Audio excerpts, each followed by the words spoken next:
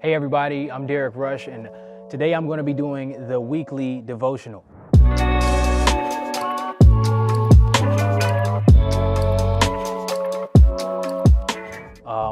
Before I get into the scripture portion of my devotional, I want to talk about just the topic in and of itself, and that is simply that you have to wait your time.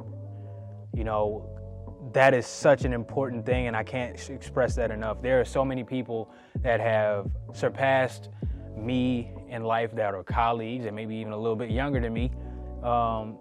In my career, I work with cameras, and I see people that are younger than me that may not have, worked as hard as me, or I feel like they might have not worked as hard as me, and I just see them excelling. I see them getting all the recognition and the love that they deserve. Same thing in news, because I work for a TV station, and it just kind of trickles into a whole lot of different areas. You can talk from a bunch of different topics, but at the end of the day, you gotta remember that your time is your time, and time is relative. It doesn't always necessarily work out for you in the same faction, I should say, as it would for somebody else, just because you may have gone through the same steps or blueprint, or even some more steps than that person may have even gone through.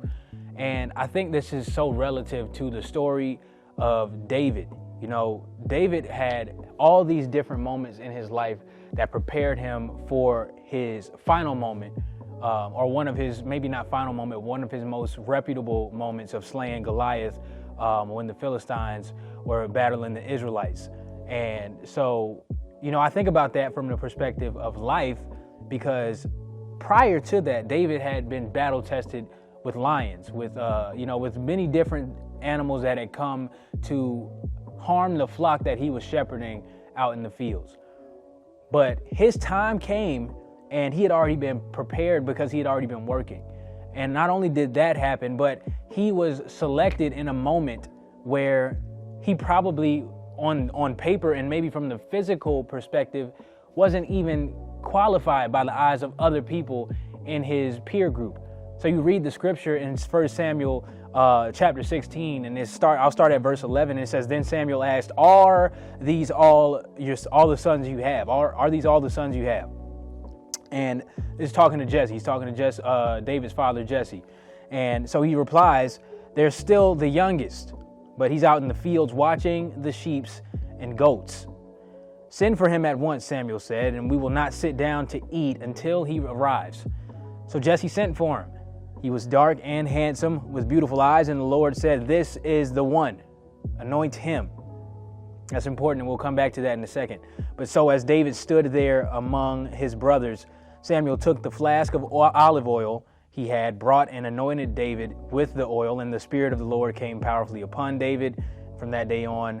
Then Samuel returned to Ramah. Now, let's go back to verse 12, where it says, "And the Lord said, 'This is the one, anoint him.'" You have to be very, very careful that you aren't subjecting yourself to comparison. Comparison is the thief of joy. And I've learned that in so many different instances in my short 25 years of life, that you cannot compare your process, you cannot compare your journey to the journey of anybody in your family, anybody in your peer group, anybody that you may see and aspire to be like. You can't compare your journey to theirs, because at the end of the day, it's your journey. It's not their journey, it's yours. So even in that moment, you might be someone who may be deemed less than. You might be somebody who may be deemed a throwaway, a castaway. You may be deemed damaged goods, or you may be deemed to everybody else around you not good enough to them. But to God, you're the one.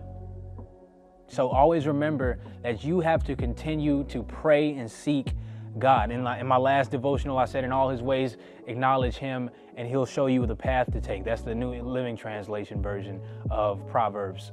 But it's very important, and it's still true to this day. You have to acknowledge God and seek God when you are looking and aspiring to find purpose in life. And when you look to find that, once you do find it, then It's not about everybody else's timeline. It's not about everybody else's criteria all the time.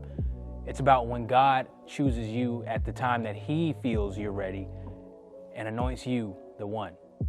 I hope this devotional helps somebody as much as it helps me in this moment. And go forth and prosper this week. God bless.